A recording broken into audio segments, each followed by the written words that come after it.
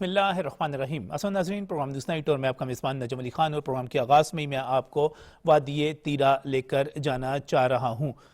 خیبر پختونخوا میں جب ہم ضلع خیبر کی بات کرتے ہیں اور ضلع اورکزئی کی بات کرتے ہیں، اس میں افغان بارڈر کے ساتھ قدرتی حسن سے مالا مال ہماری وادی تیرا اس وقت بہت زیادہ ڈسکشن کا موضوع ہے، زیر بحث ہے، اور اس حوالے سے بہت ساری کنفیوژن اور بہت ساری غلط انفارمیشن بھی عوام تک پہنچائی جا رہی ہے۔ کچھ لوگ دہشت گردی کے خلاف ہونے والے اقدامات کو سیاسی طور پر استعمال کرنا چاہ رہے ہیں۔ میں وزیر اعلیٰ خیبر پختونخوا سہیل آفریدی کی بات کرنے جا رہا ہوں، جو وہاں پر مسلسل کنفیوژن پیدا کر رہے ہیں، اور ایک طرح سے یہ بھی کہا جا سکتا ہے کہ وہ دہشت گردی کے خلاف ہونے والے اقدامات پر سیاسی جو پوائنٹ سکورنگ کر رہے ہیں وہ تشویشناک ہے، کیونکہ وہ اس کے ذریعے نہ صرف فوج اور اس کے ساتھ ساتھ وفاقی حکومت کو بھی ٹارگٹ کر رہے ہیں، ان کے بارے میں غلط فہمی پھیلا رہے ہیں، جبکہ اس سے یہ بھی شبہ ملتا ہے کہ وہ جو گفتگو کر رہے ہیں، جو اقدامات کر رہے ہیں، جس قسم کی پالیسی انہوں نے اپنا رکھی ہے،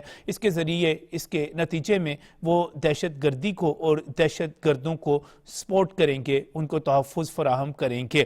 صورتحال یہ ہے کہ وادی تیرا جو کہ اپنے جغرافیائی محل وقوع کی وجہ سے آپ یہ کہہ سکتے ہیں کہ دہشت گردی کی بہت ساری وارداتوں اس میں ملوث جو لوگ ہیں، خاص طور پہ خوارج ہیں، ان کا گڑھ بن چکی، اور یہ جو گڑھ بننا ہے اس کی وجہ سے وہاں کی جو مقامی آبادی ہے، اور آپ یہ کہہ سکتے ہیں کہ 2 لاکھ کے لگ بھگ جو آبادی ہے، اس کو شدید مشکلات کا بھی سامنا ہے۔ وہاں پر پاک فوج کی طرف سے انٹیلیجنس بیسڈ آپریشنز کیے جا رہے ہیں، جن کو IBOs کہا جاتا ہے۔ ان IBOs کی وجہ سے جو وہاں پر مسائل یا مشکلات پیدا ہوتی ہیں، اس میں ایک مسئلہ جو ہے وہ کولیٹرل ڈیمیج کا بھی ہے، یعنی مقامی آبادی بھی متاثر ہوتی ہے۔ یہ ایک سنجیدہ قسم کا مسئلہ ہے جسے قبائلی مشران بزرگوں کو کہتے ہیں، یعنی کہ ان قبائل کے بڑے لوگوں نے، سینئر لوگوں نے، بزرگوں نے مقامی انتظامیہ کے ساتھ رابطہ کیا اور کہا کہ ہم اس مسئلے کا شکار ہیں، اس کو حل کرنا چاہتے ہیں۔ وہاں پر جو مشاورت ہوئی، اس مشاورت کے نتیجے میں یہ طے پایا کہ یہاں کی آبادی نقل مکانی کر جائے گی، اور اس نقل مکانی کے لیے باقاعدہ طور پر صوبائی حکومت یا حکومت جو ہے وہ فنڈز فراہم کرے گی، کیونکہ بات چیت صوبائی حکومت کے ذمہ داران کے ساتھ ہو رہی تھی۔ اس کے نتیجے میں ایک نوٹیفیکیشن جاری کیا جاتا ہے، میں اس کی آپ کو تاریخ بھی بتا دیتا ہوں، جس نے جاری کیا اس کا بھی بتا دیتا ہوں۔ DC خیبر جو ہیں وہ ایک خط لکھتے ہیں، لیٹر جاری کرتے ہیں 28 اکتوبر 2025 کو۔ جب یہ خط جاری کیا جاتا ہے، اس کے نتیجے میں مشاورت کو حتمی شکل دی جاتی ہے، اور یہ فیصلہ ہو جاتا ہے کہ وہاں سے نقل مکانی ہوگی، اور اس کے اخراجات، اس کے لیے فنڈنگ اور اس کے لیے سہولت جو فراہم کرے گی صوبائی حکومت کرے گی۔ بات یہاں تک نہیں رہتی، بلکہ اس فیصلے کے ہونے کے بعد 26 دسمبر 2025 کو یہ لیٹر اس وقت آپ کو اپنی سکرین پر نظر آ رہا ہے، سیکٹری ریلیف اینڈ سیٹلمنٹ جو ہیں سہیل خان، وہ ایک خط جاری کرتے ہیں، وہ ایک لیٹر نوٹیفیکیشن جاری کرتے ہیں، جس میں وہ ایمرجنسی لگانے کا اعلان کرتے ہیں۔ یعنی کہ آپ یہ دیکھیے کہ ایک طرف DC خیبر ہیں، صوبائی حکومت کے اہلکار ہیں، نمائندہ ہیں، دوسری طرف سیکٹری ریلیف ہیں جو کہ خیبر پختونخوا حکومت میں اہم ترین عہدے پر ہے۔ اس کے بعد ہی 4 ارب روپے کی جو رقم ہے وہ صوبائی حکومت کی طرف سے جاری کی جاتی ہے۔ جب یہ 4 ارب کی رقم جاری ہوتی ہے تو اس سے پہلے 31 دسمبر کو چیف سیکٹری کی زیر صدارت بھی ایک میٹنگ ہوتی ہے۔ میں یہاں پر حوالہ دوں گا جناب ارشد ملک صاحب کا، جو کہ بہت ہی سینئر صحافی ہیں پشاور سے، ان کی رپورٹ شائع ہوتی ہے، اور وہ کہتے ہیں کہ ان میٹنگوں میں کوئی کور کمانڈر شریک نہیں ہوتا، عسکری نمائندے نہیں ہوتے، بلکہ یہاں پر جو لوگ شریک ہوتے ہیں وہ صوبائی حکومت کے نمائندے ہوتے ہیں۔ ظاہر ہے DC خیبر کی بات کریں، سیکٹری ریلیف کی بات کریں، چیف سیکٹری خیبر پختونخوا حکومت کی بات کریں، تو وہ فیصلے خیبر پختونخوا کی حکومت کے ہوتے ہیں۔ لیکن بہت ہی عجیب سی بات یہ ہوتی ہے کہ اس کے بعد سہیل آفریدی جو کہ وزیر اعلیٰ خیبر پختونخوا ہیں، وہ اس کی مخالفت شروع کر دیتے ہیں، اس کے حوالے سے کنفیوژن پھیلانا شروع کر دیتے ہیں، اور یہ کہتے ہیں کہ یہ فیصلہ جو ہے انہوں نے نہیں کیا۔ تو پھر یہ فیصلہ جو ہے کدھر سے آیا؟ یہ 4 ارب روپے کس نے جاری کیے؟ حقائق یہ ہیں کہ یہ فیصلہ جو ہے باقاعدہ مشاورت کے بعد وہاں کے لوگ کرتے ہیں، کیونکہ ایک نقل مکانی تو موسم کی وجہ سے ہر مرتبہ ہوتی ہے موسم کی شدت کی وجہ سے، جس کا آج ذکر خواجہ آصف نے بھی کیا، جناب عطا تارڑ نے بھی کیا، جناب اختیار ولی چونکہ خیبر پختونخوا سے تعلق رکھتے ہیں وہ بھی اس میں موجود تھے، اور جو حقائق اور انکشافات بیان کر رہے تھے وہ آنکھیں کھول دینے کے لیے کافی ہیں۔ لیکن اس سے واپس آتے ہوئے میں یہ پھر آپ کو ایک دفعہ پھر کلیئر کرنا چاہتا ہوں کہ جب 4 ارب روپے جاری ہو جاتے ہیں تو پھر نقل مکانی چاہے وہ فیصلہ کسی کا بھی ہو اس کو امپلیمنٹ کرنا صوبائی حکومت نے ہے، ضلعی انتظامیہ نے ہے، صوبائی مشینری میں ہے۔ یہاں پر بدقسمتی کے ساتھ خیبر پختونخوا کی حکومت ایک مرتبہ پھر اپنی روایتی نااہلی کا مظاہرہ کرتی ہے، اپنی انتظامی ناکامی کا بھی یہاں پر ایک مرتبہ پھر ثبوت دیتی ہے، اور اس کے نتیجے میں جو تیرا کے غریب عوام ہیں جو کہ اس فیصلے کے بعد یہ امکان رکھ کے بیٹھے ہوئے تھے کہ ہمیں مکمل سہولتیں فراہم کی جائیں گی، وہ آپ ایک لفظ استعمال کر سکتے ہیں، وہ بری طرح رول جاتے ہیں، وہ خیبر پختونخوا کی حکومت کے خلاف چیختے ہیں، چلاتے ہیں۔ اس حوالے سے متعدد رپورٹیں آتی ہیں، لیکن دوسری طرف خیبر پختونخوا کے وزیر اعلیٰ سہیل آفریدی جو کہ خود آفریدی قبیلے سے تعلق رکھتے ہیں، اور جب میں بات کرتا ہوں خاص طور پہ تیرا کے حوالے سے، اس علاقے کے حوالے سے، وہاں پر آفریدی قبیلہ موجود ہے، وہ صوبائی اپنی عصبیت کو، تعلقات کو اس مخصوص سیاسی مقصد کے لیے استعمال کرتے ہیں کہ اس کے ذریعے فوج پر اور پاکستان کی وفاقی حکومت پر چڑھائی کی جا سکے۔ یہ دہشت گردوں کو ایک طرح سے تحفظ دینے والی بات ہے، اور بہت ہی افسوسناک بات ہے جس کے حوالے سے یہاں پر ابہام پیدا کیے جا رہے ہیں۔ اب آپ کو بنیادی چیز سمجھ آ گئی ہوگی، جب ہم وادی تیرا کی بات کرتے ہیں تو وہاں پر دہشت گرد موجود، افغان سرحد ہے، ننگرہار کا صوبہ ہے، وہاں پر خوارج آتے ہیں، وہاں پر قیام پذیر ہوتے ہیں، وہاں کے جرائم پیشہ لوگ جو ہیں وہ ان خوارج کے ساتھ مل کر ایک اتحاد بنا لیتے ہیں، اور پھر اس اتحاد کو دہشت گردی کے ساتھ جوڑ دیا جاتا ہے۔ جب دہشت گردی کے ساتھ یہ جڑتے ہیں تو پھر یہاں پر اس کو سیاسی سرپرستی حاصل ہو جاتی ہے۔ یہ آپ کمبینیشن دیکھیے، اس کو روکنے کے لیے، اس کو ختم کرنے کے لیے IBOs انٹیلیجنس بیسڈ آپریشنز ہوتے ہیں، وہ آپریشنز اپنی جگہ پر جاری ہیں، جاری تھے اور جاری رہیں گے۔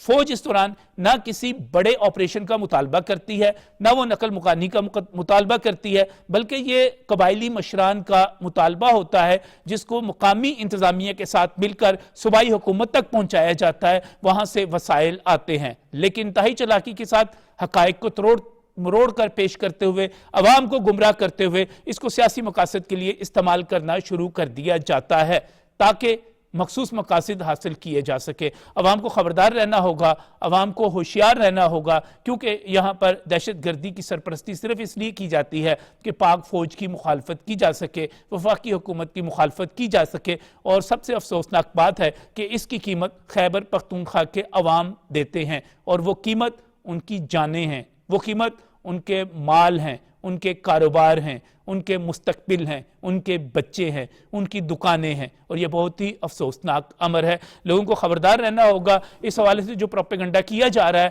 اس میں صرف اور صرف اس چیز پہ ذہن میں رکھیے کہ اس وقت پاکستان کی وفاقی حکومت اور پاکستان کی فوج دہشت گردی کو ختم کرنا چاہتے ہیں، دہشت گردوں کو جڑ سے اکھاڑ کر پھینکنا چاہتے ہیں، غیر قانونی مقیم افغانوں کو واپس بھیجنا چاہتے ہیں۔ یہاں پر جو جرائم کا، منشیات کا اور اس کے ساتھ ساتھ جو سیاسی سرپرستی اور دہشت گردی کا ایک ٹرائنگل بنا ہوا ہے، اس کو فوج بہرحال ختم کرنا چاہتی ہے، اور پاکستان کی حکومت بھی۔ یہی نیشنل ایکشن پلان کا تقاضا ہے کہ اس پر عمل کیا جائے، لہٰذا اس حوالے سے کسی بھی گمراہی سے بچنا ہوگا۔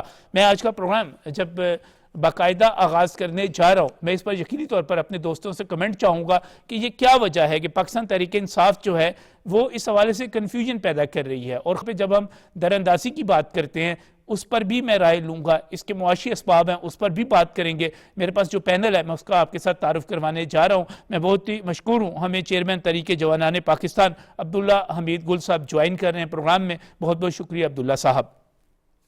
اس کے ساتھ ہی میں مشکور ہوں ایئر کموڈور ریٹائرڈ خالد چشتی صاحب کا، آپ دفاعی تجزیہ کار ہیں، اور خاص طور پہ جو فضائیہ کے حوالے سے اور ایئر فورس کے حوالے سے جو ایشوز ہوتے ہیں، میں ایک بہت ہی خاص قسم کی رپورٹ ہے اس پر بھی بعد میں جاؤں گا، لیکن یقینی طور پر دہشت گردی پر بھی ان سے رائے لوں گا، ان کا بھی میں شکریہ ادا کرتا ہوں. اور یہاں پر اسٹوڈیوز میں میرے دوست، میرے بھائی سینئر صحافی ذوالفقار علی مہتو صاحب بھی موجود ہیں. میں صاحب آپ کا بھی بہت بہت شکریہ. سب سے پہلے تو میں یہ تھوڑا سا پولیٹیکل کومنٹ بھی ہے اس کے اندر، تھوڑی سی کنفیوژن جو بہت بڑھ چکی ہے، لوگوں کو گمراہ کیا جا رہا ہے. میں اس پہ عبداللہ حمید گل صاحب کی طرف جاؤں گا. عبداللہ صاحب، وادی تیرہ بڑی اہم ہے، بڑی خوبصورت ہے. مجھے تو لگتا ہے جس طرح وہاں پر گھنے جنگلات ہیں، جہاں وہاں پر انار، سیب، انگور کے باغات ہیں، جس طرح وہاں پر آبشاریں ہیں، جس طرح وہاں پہ ساری صورتحال ہے، اگر وہاں پر امن ہو جائے تو وہاں پر سیاحت ہی اتنی ہو جائے کہ کسی کو کوئی مالی مشکل ہی پیش نہ آئے، ہر طرف کاروبار ہو.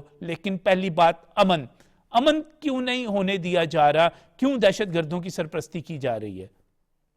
بسم اللہ الرحمن الرحیم. بہت بہت شکریہ نجم ولی صاحب. یقیناً وادی تیرہ بہت خوبصورت جگہ ہے. اورکزئی قبائل زیادہ تر بستے ہیں اور بڑے بہادر لوگ ہیں، جن میں سے زیادہ تر لوگ جو ہیں افواج پاکستان اور ایف سی اور پولیس کے اندر جو ہے وہ انہوں نے بھرتیاں رکھی ہوئی ہیں. کڑے خوبصورت جوان ہیں، لیکن ایک عرصہ دراز سے جو ہے وہ دہشت گردی کا شکار ہیں. ہمیں یہ معلوم ہے کہ صوبے کے اندر 3 مستقل حکومتیں جو ہیں وہ پاکستان تحریک انصاف کی ہیں، اور اس کے اندر انہوں نے ان کے ساتھ انصاف نہیں کیا.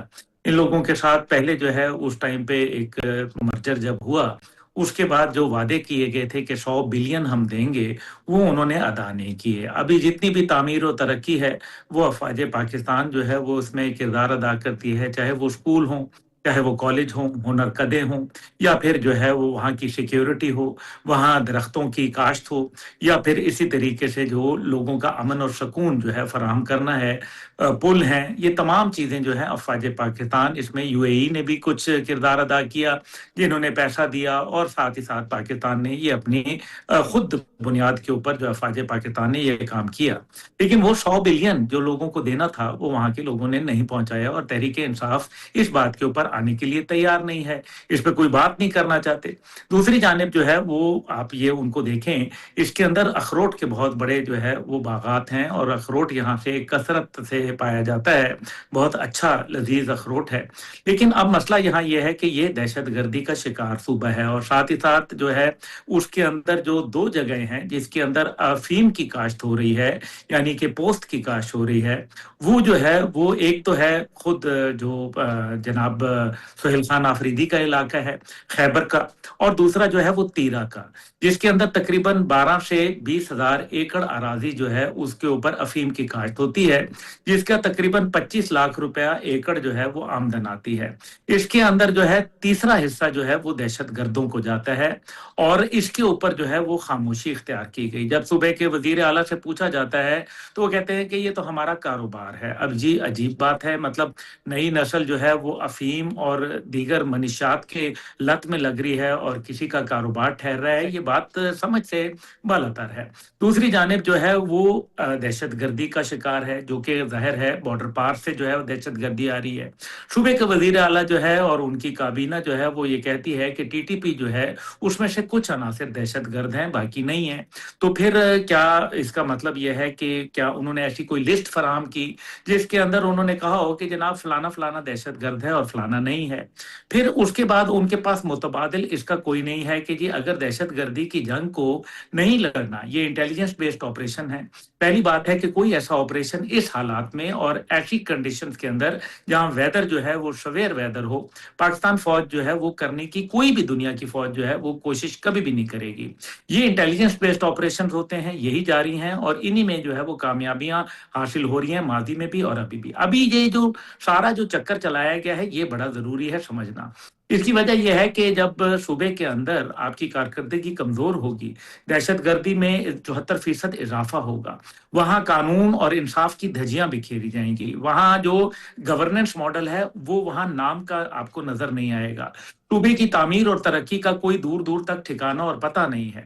ایسی صورت کے اندر جب عوام کو آپ جلسے کی کال دیتے ہیں تو پھر 12-13 ہزار لوگ جو ہے وہ باہر نکلتے ہیں. پشاور میں وزیر اعلیٰ علی امین گنڈاپور کے کہنے کے اوپر، اور 12-13 ہزار جو ہے وہ رائٹر رپورٹ دیتا ہے۔ اسی طریقے سے جنید اکبر صاحب جو ہیں وہ جب کہتے ہیں ثوابی کے جلسے کے لیے، تو وہاں مایوس کن حالات دیکھتے ہیں، عوام باہر نہیں آ رہی، کراچی میں گئے ناکامی، پنجاب میں گئے ناکامی، اب جو ہے صوبے کے اندر کچھ ہو نہیں رہا، افواج پاکستان کو تنقید کا نشانہ بنا کر اپنی جو 1.5 اینٹ کی مسجد ہے اس کو سیدھا کرنے کی کوشش ہے۔ لیکن یہ لوگ ہیں کون؟ کیونکہ یہ بیانیہ تو بھارت کا بھی ہے کہ وہ افواج پاکستان کو کہیں بھی کامیاب نہیں دیکھنا چاہتا، وہ کبھی بھی نہیں دیکھنا چاہتا کہ افواج پاکستان کوئی بھی دہشت گردی کے خلاف جو ہے وہ کامیابی حاصل کرے، وہ بلوچستان ہو یا وہ خیبر پختونخوا ہو۔ ایسی صورت کے اندر صوبے کے پاس کاؤنٹر ٹیررزم ڈپارٹمنٹ موجود ہے، جس کی کارکردگی انتہائی کمزور ہے، جس کے اندر 600 ارب وفاق نے دیے، لیکن اس نے ابھی تک جو ہے ان کا کوئی حساب نہیں ہے، ان کا کوئی پتہ نہیں ہے، اور 527 آپریٹر جو گراؤنڈ آپریٹر ہیں وہ وہاں سی ٹی ڈی کے موجود ہیں، جو کہ انتہائی کمزور حالت ہے۔ جب ان کو بختر بند گاڑیاں دی جاتی ہیں تو وہ لینے سے انکار کر دیتے ہیں پولیس کے لیے، جس کے نتیجے میں پولیس والے جو ہے وہ جامِ شہادت نوش کرتے ہیں۔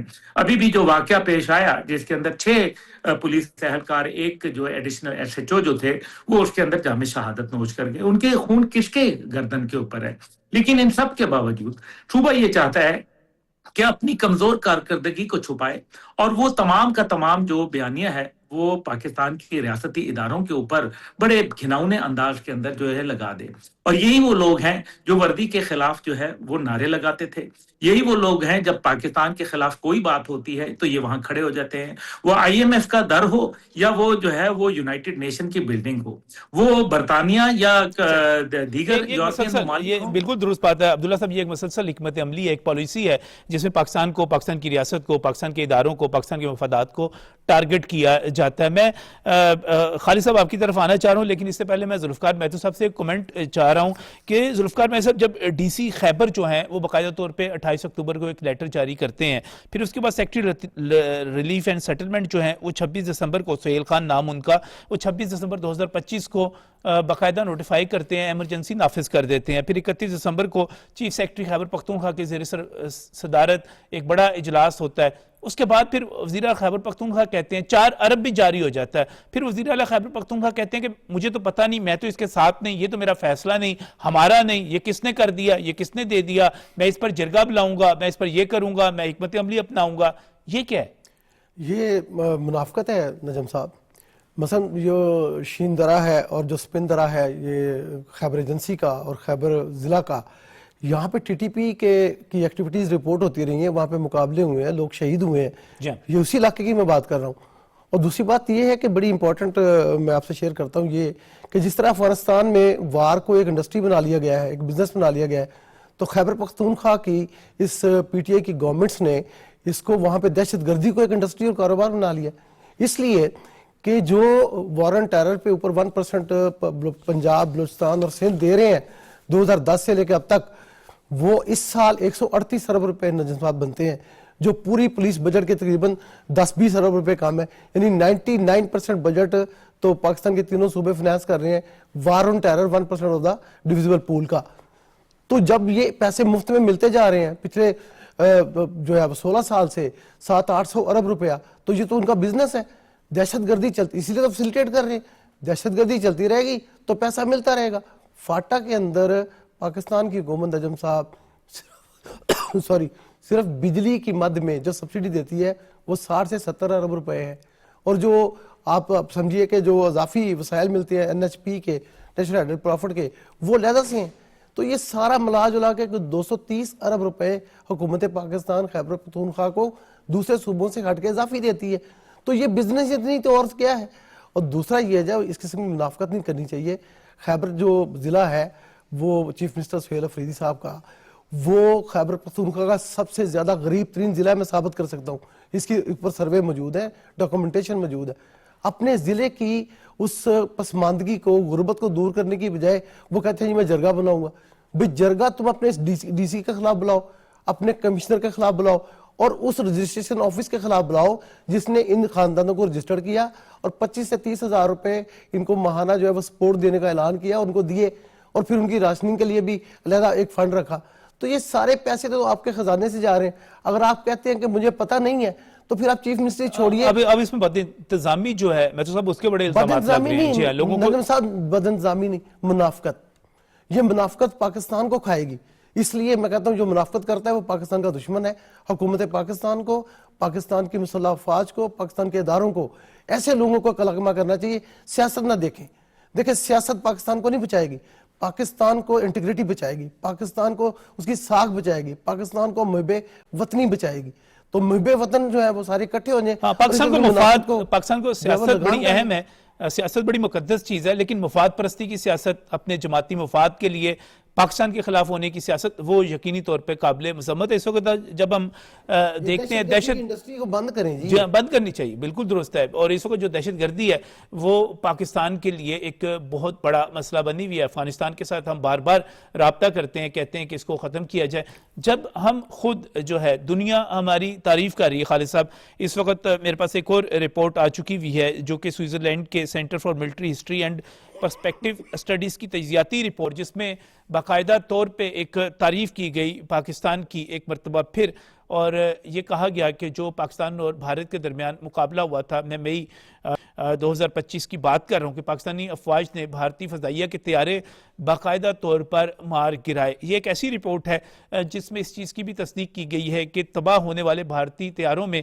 رافیل بھی شامل تھے. جی ہاں, فرانسیسی ساختہ وہ رافیل جن کے اوپر بھارت کو بہت بڑا مان تھا, اور پاکستانی ایئر فورس نے اس رات 6 بھارتی طیاروں کی تباہی کے حوالے سے جو انفارمیشن دی تھی, جو بات کی تھی, وہ بتایا جا رہا ہے کہ خود سوئٹزرلینڈ کا یہ centre for military history and perspective studies جو ہے وہ بتا رہا ہے. وہ کہتا ہے کہ 3 رافیل, 1 سوخوئی 3 MKI, 1 MiG اور 3 UPG اور ایک بڑا ڈرون جو ہے وہ شامل تھے, ان کو تباہ کیا گیا. یہ جو فتوحات ہیں یہ لڑاکا طیاروں کے ذریعے حاصل کی گئیں, اور زمین سے فضا میں مار کرنے والا میزائل جو تھا وہ بھی استعمال ہوا. اب یہ جو کچھ بتایا جا رہا ہے یہ دوسرے ملکوں کے تحقیقی مراکز ہیں, وہ بتا رہے ہیں ہماری فتوحات, ہماری کامیابیوں, ہمارے فخر کی بات وہ کر رہے ہیں, اور ہم جہاں پر جو ہے اختلافات میں پڑے ہوئے ہیں دہشت گردی کے حوالے سے اس کو استعمال کرنا چاہ رہے ہیں.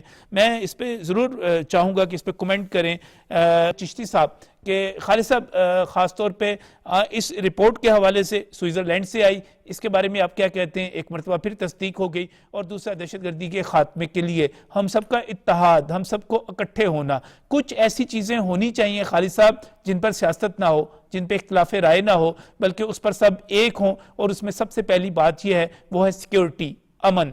اس پر کمنٹ کیجئے گا, اس پہ بتائیے گا ذرا. بہت شکریہ نظر صاحب, آپ نے انوائٹ کیا. اور یہ دیکھیے جو Switzerland centre for military history and perspective studies ہے, یہ دنیا میں گلوبلی بڑا ریسپیکٹڈ انسٹیٹیوشن ہے. جی. اور دیکھیے ہمارا تو ادھر کوئی نیریٹو یا ہمارا پرسیپشن تو وہاں نہیں کوئی بائے کرتا, یہ دنیا انٹرنیشنل اسٹڈیز اور یہ پرسپیکٹو جو ہے وہ خود بلڈ کرتی ہے. اور پچھلے تقریباً 8 مہینوں سے ہم کہہ رہے ہیں کہ ہم نے جو کچھ کیا ہے وہ سچ کی بنیاد پر ہے, اور ہم نے کوئی جھوٹ کی یا ایگزیجریشن کی ملاوٹ نہیں کی. مئی سے لے کے آج تک میں جہاں پہ حاضر ہوتا ہوں آپ جیسے دوستوں کے ساتھ, میں یہ عرض کرتا ہوں کہ ہم نے فیکٹ بیس کیا ہے, کوئی اوور انفلیٹڈ قسم کی کوئی فگر نہیں دی ہے. یہاں تک کہ ہمیں کچھ ڈیمیجز کا بعد میں بھی اندازہ ہوا پاک فضائیہ کا, لیکن ہم نے گریسفل اپنا جو بیانیہ دینا تھا وہ دے دیا, اور اس کے بعد ہم نے کبھی اس کو امینڈ بھی نہیں کیا کہ ہم ایڈ کرنا چاہتے ہیں. پریزیڈنٹ ٹرمپ نے 8 جہاز کر دیے, ہم نے اسے نہیں رکھے ہوئے ہیں 7 ایئر کرافٹ. تو اب دیکھیے یہ جو جہازوں کی نمبر ہے یا ٹائپ ہے یہ بھی ہمارا ہی دیا ہوا ہے, یعنی کہ جو ہم نے پبلک کو دیا ہے صرف سوئٹزرلینڈ سٹڈیز ویریفائی کر رہا ہے, یعنی رافیل کی بھی بات کر رہا ہے, ایس یو کی بھی بات کر رہا ہے, MiG-29 مراج 2000, اور یہاں تک وہ کہہ رہے ہیں کہ باقی جہاز فائٹر جہازوں نے مارے ہیں, ایک HQ-9B نے. میں 8 مہینے سے یہی عرض کر رہا ہوں کہ ہم نے سرفیس ٹو ایئر میزائل سے بھی ایک مارا ہے. یعنی ہماری باتیں پوری دنیا ویریفائی کر رہی ہے, اور بات بڑی سیریس ہوتی جا رہی ہے کافی دیر سے. میں تھوڑی سی لائٹر نوٹ پہ بات کرتا ہوں. میں جولائی میں امریکہ اور کینیڈا گیا تھا, تو میں وہاں ایک جرنلسٹ تھے, انڈین اوریجن کے سکھ تھے اور کینیڈین تھے, انہوں نے میرے سے بات کرتے ہوئے کہا کہ یہ جو جہاز ہیں اس میں کیا سچائی ہے. تو میں نے ان کو 8 مہینے پہلے تقریباً مشورہ دیا. میں نے کہا دیکھیں انڈین ایئر فورس کو چاہیے, انہوں نے پوچھا تھا کہ مشورہ کیا دیں گے اپنے رائیول ایئر فورس کو, تو میں نے کہا کہ میرا مشورہ یہ ہے کہ سچ کو مان لیں اور آگے چلیں تاکہ دنیا آپ کا پیچھا چھوڑ دے. اگر آپ نہیں مانیں گے اور اگر ڈینائل موڈ میں رہیں گے تو دنیا ایک ڈیٹا کے بعد دوسرا ڈیٹا, ایک انسٹیٹیوشن کے بعد دوسرا, ایک سٹڈیز کے بعد دوسری آپ کا پیچھا کرے گی. اور وہ دیکھیں 8 مہینے ہو گئے آلموسٹ، سچ بات ثابت ہو گئی ہے کہ ہم تو چھوڑ چکے ہیں کب کے، بھول چکے ہیں، ہم تو ایران کی باتیں کر رہے ہیں، ہم افغانستان کی باتیں کر رہے ہیں، ہم اور مسئلوں میں ہیں، لیکن جہازوں کی بات ہمیں دنیا یاد نہیں کرا رہی. انڈیا کو وہ باور کراتی ہے کہ آپ ہارے ہیں، اتنے جہاز تھے، یہ کچھ سارا کچھ ہوا ہے. تو میں صرف آپ کو بیک گراؤنڈ اس لیے عرض کر رہا ہوں کہ یہ میں 7 مہینے پہلے ان کو مشورہ دیا تھا کہ آپ اس کو گریسفل ایگزٹ پلان کر لیں. نجم صاحب، جب ایز اے فائٹر پائلٹ ہمیں لاسٹ ڈچ منوور ایک سکھایا جاتا ہے جو لائف سیونگ ہوتا ہے، کہ اگر آپ اتنی کرائسس میں چلے جائیں اور اتنی آپ کی لائف تھریٹ ہو جائے تو آپ ایک منوور کر کے ایگزٹ کر لیں. تو میں نے ان سے کہا تھا ان کو ایک گریسفل ایگزٹ پلان کر لینا چاہیے، ورنہ گریسفل بھی نہیں رہے گا، ایگزٹ بھی نہیں رہے گا. تو اب آپ دیکھیے پریزیڈنٹ ٹرمپ نے 60 دفعہ کہہ دیا، انہوں نے اب سوئٹزرلینڈ جیسا ملک جو بالکل نیوٹرل ہے، کسی الائنس میں بھی نہیں شامل، کسی گروپ میں بھی نہیں شامل، وہ اسٹڈی کر کے، اور بڑا ریسپیکٹڈ انسٹیٹیوشن ہے یہ کہنا شروع ہو گیا. تو میرا خیال ہے وہی بات ہو رہی ہے کہ اگر انڈیا جتنا اس کو ڈینائی کرتا رہے گا، دنیا اس کا پیچھا کرتی رہے گی. میں خالد صاحب اس کو ایک اور طرح سے دیکھتا ہوں. مجھے تو ایسے لگ رہا ہے کہ جس طرح مختلف جو سینٹر آف ایکسیلنس ہیں یا ریسرچ اور اسٹڈی کے سینٹرز ہیں، تمام مراکز ہیں، جس طرح وہ ریسرچ کر رہے ہیں اور جس طرح وہ چیزوں کو بتا رہے ہیں، مجھے تو لگتا ہے کہ آنے والے دنوں میں پوری دنیا جو ہے وہ اپنے نصابوں میں ہماری فتح کی کہانی اور اس کو سبق کے طور پہ، لیسن کے طور پہ، ٹیچنگ کے طور پہ یوز کرے گی، اور بھارت کی شکست کو بھی کہ بھائی دیکھو اس طرح نہیں لڑنا، اس طرح نہیں کرنا. یہ تو میرا خیال ہے آہستہ آہستہ آپ کے جو ایئر فورس کے جو نصاب ہیں ان میں یہ سب کچھ شامل ہو جائے گا.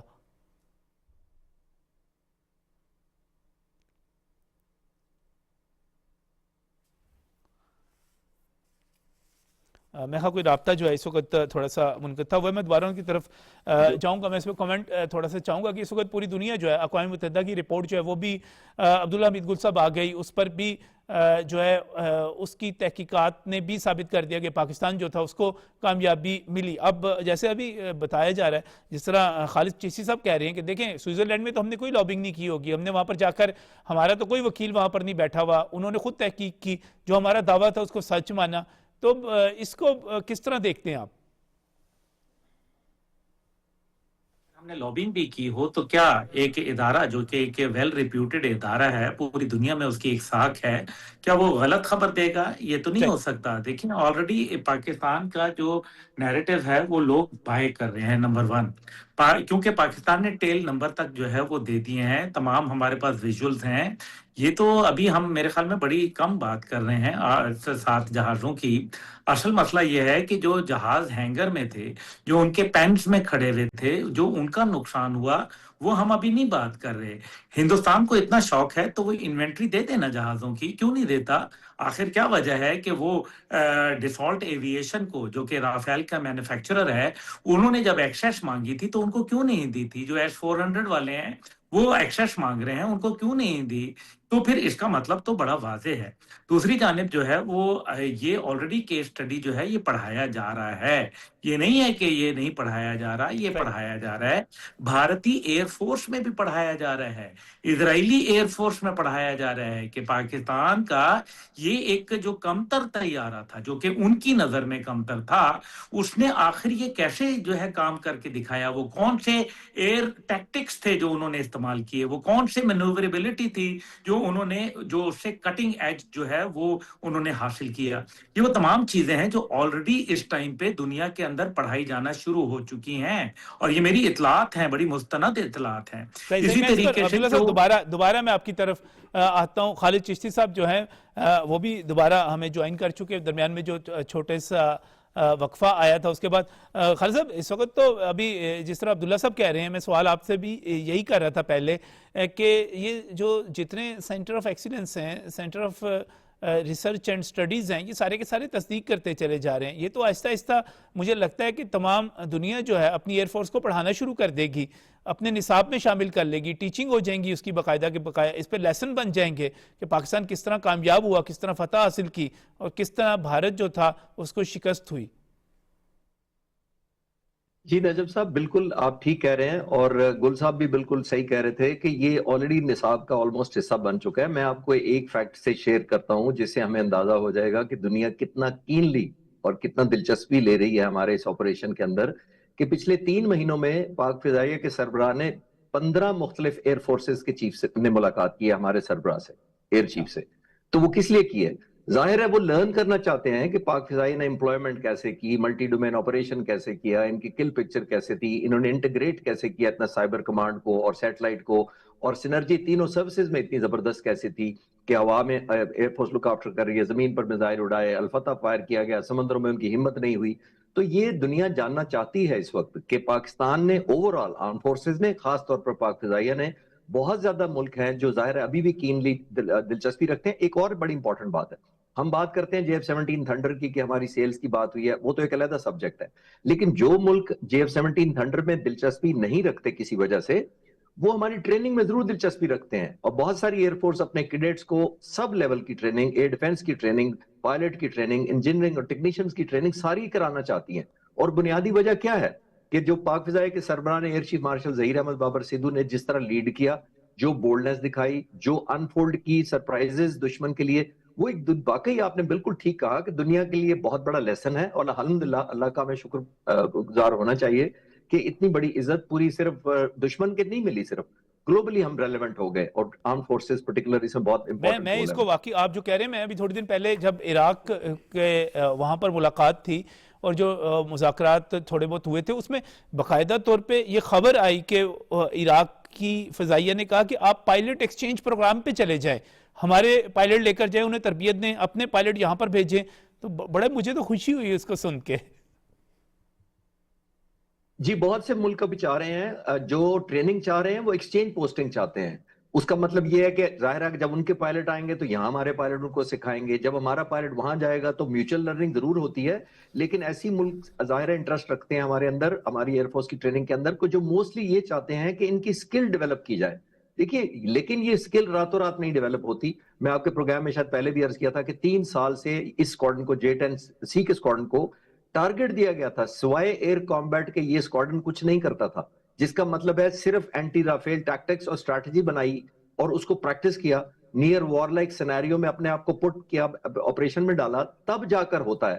بہت سارے لوگ مجھے سوال کہتے ہیں ہماری قسمت اچھی تھی, وہ تو اللہ تعالیٰ کی بہت مہربانی, ہم تو کئی دفعہ ذکر کر رہے ہیں, لیکن آپ کو انسانوں پر بھی فرض ہوتا ہے کہ آپ نیئر وار لائک سینیریو میں ٹریننگ کریں, انٹیگریٹ کریں. الحمدللہ وہ ہوا اور دنیا نے رزلٹ دیکھا. بالکل صحیح, بالکل صحیح. اس وقت جب ہم پروگرام کر رہے ہیں تو اس میں ایک اور بھی میرے پاس خبر آئی کہ بنگلہ دیش کا چٹاکانگ میں جو انڈین اکنامک زون بن رہا تھا اس کو بھی منسوخ کر دیا گیا, اس کا اعلان کر دیا گیا. وہ انڈین والا نام جو اندر سے لفظ تھا وہ وہاں سے نکال دیا گیا اور زون کی مختلف جگہ پر ڈیفنس اکنامک زون بنانے کا فیصلہ کیا گیا ہے.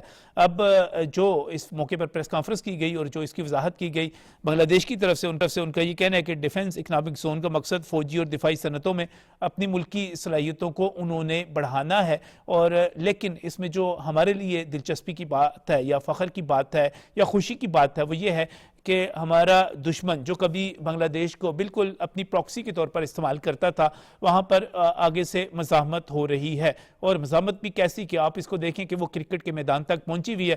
مستفیض الرحمان والا جو مسئلہ ہوا اس کے بعد بنگلہ دیش نے جو ریئیکٹ کیا, ایک آزاد, خوددار اور غیرت مند قوم کے طور پر انہوں نے اس کا رسپانس کیا. یقینی طور پر یہاں پر ICC کو وسط تعصب کا مظاہرہ نہیں کرنا چاہیے تھا. جے شاہ نے جو کیا, یا جس طرح میں راجیو شکلا کی بات کر رہا ہوں, اس نے جس طرح پریس کانفرنس بھارتی کرکٹ بورڈ نے کی, وہ بھی بڑی ایک شرمناک قسم کی چیز تھی. اب گھٹیا پن کی انتہا دیکھیں بھارت کی کہ اگر تم لوگوں نے سازش کر کے ICC کے ساتھ مل کر ان کا جائز مطالبہ ماننے کی بجائے یہ فیصلہ کر لیا کہ وہاں پر اسکاٹ لینڈ کو شامل کرنا ہے, تو اب جو T20 ورلڈ کپ میں بنگلہ دیشی ٹیم کا نیا ہونے کو بنیاد بنا کے باقاعدہ طور پہ بنگلہ دیشی صحافیوں کو کوریج سے روکا جا رہا ہے, حالانکہ یہ کوئی سٹینڈرڈ نہیں ہے. بوکھلا گیا بھارت پوری طرح. میں اس پر کمنٹ چاہوں گا اپنے دوستوں کا کہ یہ ساری چیزیں کس طرف جا رہی ہیں, کیا ہونے جا رہا ہے, اور خاص طور پہ پاکستان جو ہے جو ایک اصولی موقف لیا ہے اور بنگلہ دیش کے ساتھ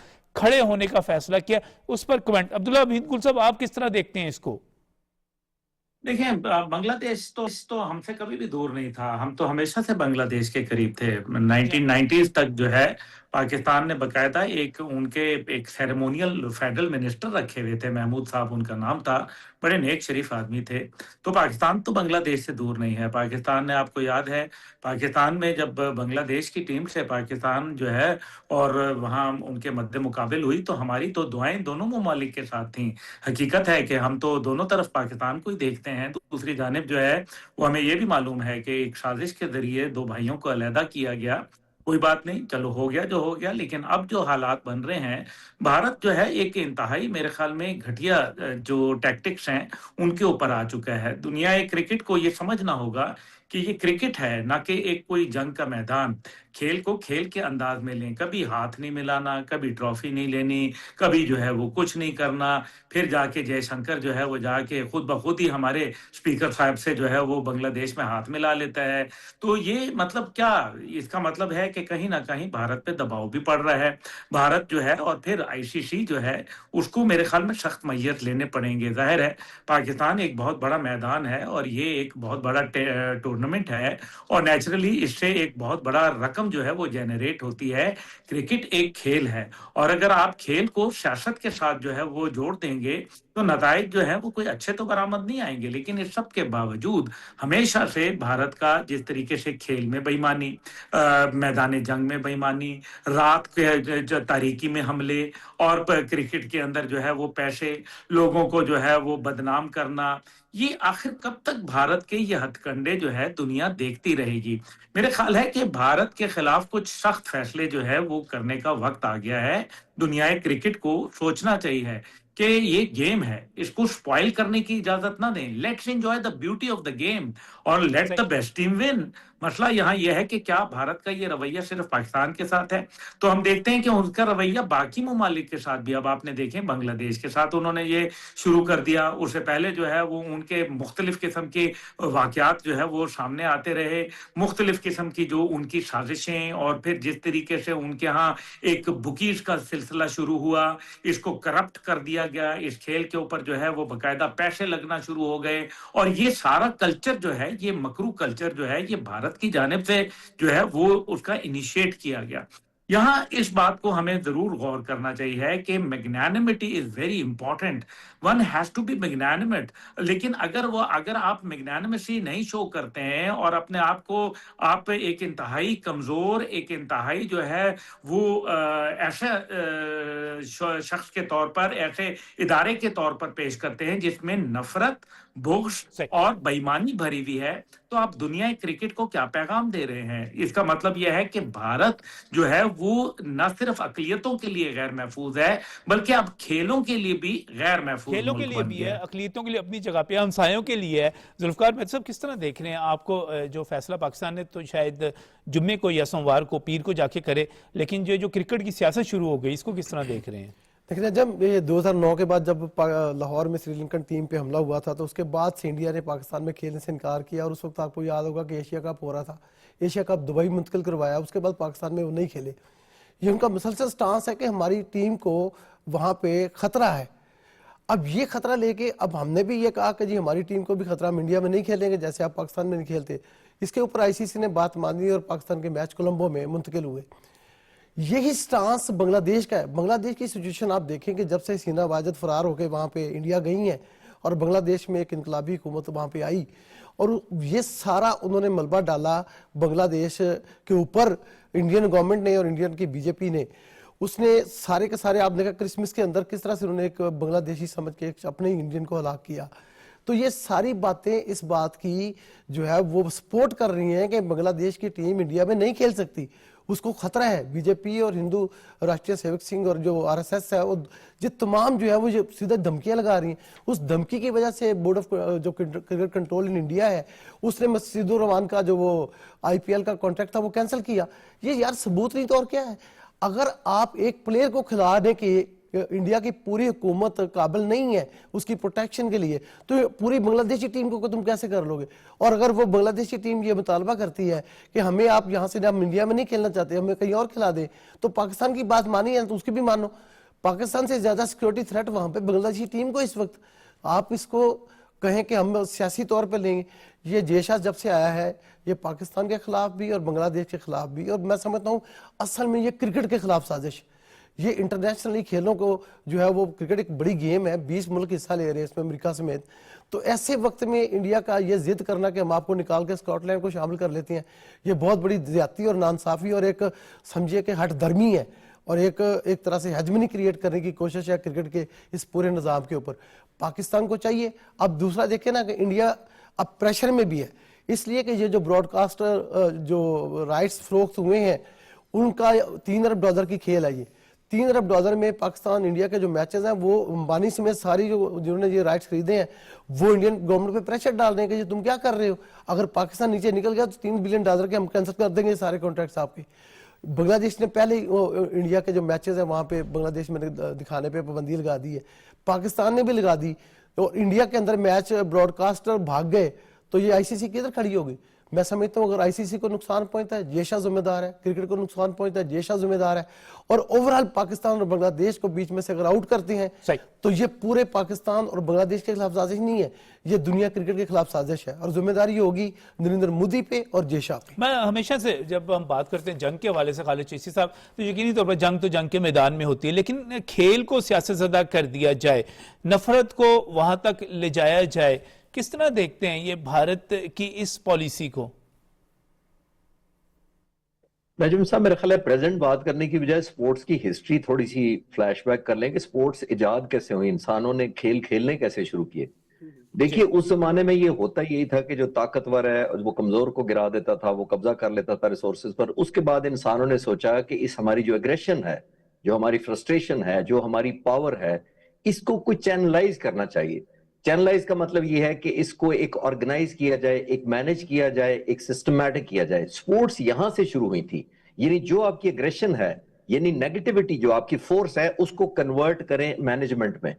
ادھر الٹا چکر ہوا ہے, ادھر سپورٹس کو اگریشن کی طرف لے جایا جا رہا ہے, یعنی کہ ایبسولوٹلی اپوزٹ ٹو جس کے لیے سپورٹس بنائی گئی تھی. دیٹ مینس اس پولیٹکس لے آئے ہیں. اس کا مطلب ہے کہ اگر ہار شکست جیت ہوئی ہے تو آپ نے دیکھا کہ ہندوستان نے پہلے ٹرافی نہیں قبول کی جو گل صاحب کہہ رہے تھے, اور پھر بعد میں مانگتے رہے کہ ٹرافی دے دیں ہمیں. تو یہ آئی تھنک سپورٹس کو ہم نے پولیٹکس کر کے بنیادی طور پہ دیکھیے آپ 11 کھلاڑیوں کو یا 12 کھلاڑیوں کو ہرٹ نہیں کر رہے, آپ اس خطے کے تقریباً 2 بلین لوگوں کو کم از کم اس خطے کے ہی ان کو ہرٹ کر رہے ہیں. ہرٹ کے مطلب ان کی فیلنگ ہرٹ کر رہے ہیں, جو لک فارورڈ کرتے ہوتے ہیں ایک پازیٹیو انٹرٹینمنٹ کو. اور ہمارے اس دنیا کے اس خطے میں تو اس طرح کی ویسٹ کی طرح کی انٹرٹینمنٹ بھی نہیں ہے, ریکریشن بھی نہیں ہے, فیسلٹیز بھی نہیں ہے. یہاں پہ جتنی غربت ہے اوورآل اگر اس خطے میں دیکھا جائے تو یہاں پہ تو کرکٹ ایک بہت بڑی ایک سیلیبریشن ہوتی ہے, ایک فیسٹیول کی شکل اختیار کر لیتی ہے, ایک پازیٹیوٹی کی ہوتی ہے, لوگوں کے موڈ اچھے ہونا شروع ہو جاتے ہیں. کرکٹ اگر ٹیم جیتی ہو تو لوگ خوش ہوتے ہیں, تو لوگوں کی خوشیاں بیسیکلی چھین لی, لوگوں کے مزاج پہ ایفیکٹ ہوئے. تو میں صرف اس کو سٹینڈ لون کرکٹ کی ایک ٹرافی کو نہیں دیکھتا, یہ ایک سمبل ہوتا ہے بنیادی طور پر آپ کی گڈ ول کا, ایک کنٹیجس آپ کا بیہیویئر دوسروں کی طرف ہوتا ہے. تو آئی تھنک یہ ہم سب لوگوں کو ارن کرنا چاہیے, اور ہماری ابھی بھی ریکویسٹ ہوگی. آپ کی ذہنیت, آپ کی فطرت اور آپ کی عادت ہی کرپٹ ہو گئی. جی بلکہ آپ نے میسج بھی یہی دیا نوجوانوں کو, آپ نے یہ میسج دیا کہ یہ جو کرکٹ فیلڈ ہے اس کا مطلب ہے یہ مینپولیشن کے لیے یہ ہے, یہ بلیک میلنگ کے لیے ہے, یہ کسی کو آئسولیٹ کرنے کے لیے ہے. تو آپ نے کیا دیا, جو نیگیٹیوٹی ختم کرنے کے لیے سپورٹس کا کانسیپٹ آیا تھا, آپ نے اسی کو سپورٹس کو اس کے لیے یوز کرنا شروع کر دیا, نیگیٹیوٹی کو, لوگوں کو آئسولیٹ کرنے کا, لوگوں کی فیلنگ ہرٹ کرنے کا, لوگوں کی عزت نفس ختم کرنے کا. یعنی کہ وہ آپ نے بالکل ٹھیک پوائنٹ آؤٹ کیا, اور ابھی سے پہلے بھی بات کر رہے تھے کہ ہم نے یہ بات کہی کہ دیکھیں پاکستان کو, ذوالفقار صاحب جو کہہ رہے تھے کہ پاکستان کو جب آپ کہتے ہیں تو پاکستان کو چانس دے دیتے ہیں کہ آپ دبئی میں لڑنے, کیونکہ آپ کی جو ریونیو افیکٹ ہوتا ہے بنگلہ دیش کا اس طرح نہیں افیکٹ ہوتا, تو آپ کہتے ہیں کہ نہیں بنگلہ دیش کو نکال دو, اٹ ڈزنٹ میٹر, اس کو پنش کرو تاکہ ایک میسج چلا جائے دوسرے ملکوں کو. تو یہ آئی تھنک یہ اٹ سیلف ہی ڈائکوٹمی ہے اس کے پورے کانسیپٹ کے اندر ہی. بالکل صحیح, لیکن اس ذہنیت کی وجہ سے بھارت جو ایکسپوز ہو رہا ہے اس پر بھی میں بات کروں گا, لیکن اس سے پہلے میں شکریہ ادا کرنا چاہ رہا ہوں عبداللہ بن گل صاحب کا, ایئر کمانڈر ریٹائر خالد چشتی صاحب کا, ذوالفقار علی مہتو صاحب کا پروگرام میں تشریف لائے. اور نہیں یہ جو گوئینہ, اس کے آخر میں صرف مجھے ایک بات کہنی ہے کہ اس کے نتیجے میں بھارت جو ہے خود ایکسپوز ہوتا چلا جا رہا ہے. آج میانمار کے وزیر خارجہ تھان شوی جو کہ کل اسحاق ڈار صاحب کے ساتھ ملے تھے, آج وزیر اعظم محمد شہباز شریف کے ساتھ انہوں نے ملاقات کی, اور پاکستان اور میانمار کے جو قریبی تعلقات ہیں ان پر جو بات چیت ہوئی, جس طرح آپس میں خیر سگالی کا مظاہرہ کیا گیا, وہ ایک بہت اہم پیغام ہے. میں آپ سے کل بھی یہی بات کر رہا تھا, میں پھر یہ بات کرتا ہوں کہ انڈیا خطے میں بھی تنہا ہوتا چلا جا رہا ہے. پاکستان کے ساتھ چین کے ساتھ، بنگلہ دیش کے ساتھ اس کے تعلقات آپ کے سامنے ہیں، جنگ والی پوزیشن پر وہ کھڑا ہوا ہے۔ نیپال کے ساتھ، نیپال اکثریت ہے وہاں پر ہندوؤں کی، لیکن نیپال چین کے کیمپ میں جا چکا ہے۔ مالدیپ کو دیکھ لیجئے، مالدیپ جو ہے وہاں پر باقاعدہ ہندوستانیوں، بھارتیوں نکل جاؤ کی مہم چلتی ہے، چلانے والے وہاں پر اقتدار میں آ جاتے ہیں۔ اس کا مطلب کیا ہے؟ پیغام ہے بھارتیوں کے لیے نفرت کا۔ سری لنکا سے اختلافات وہ اپنی جگہ پر، یہ بھارت پورے خطے میں سوائے افغانستان کے کسی کے بھی ساتھ ہمیں نظر نہیں آتا، تنہا ہے، اکیلا ہے، مایوس ہے، ناکام ہے، نامراد ہے، اور اگر اس کی یہی پالیسی رہی، یہی نفرت رہی، یہی چیز رہی، تو وہ اپنی نفرت، اپنے تعصب کی آگ میں خود ہی جل کر فنا ہو جائے گا، اندرونی طور پر بھی، بیرونی طور پر بھی۔ اللہ حافظ۔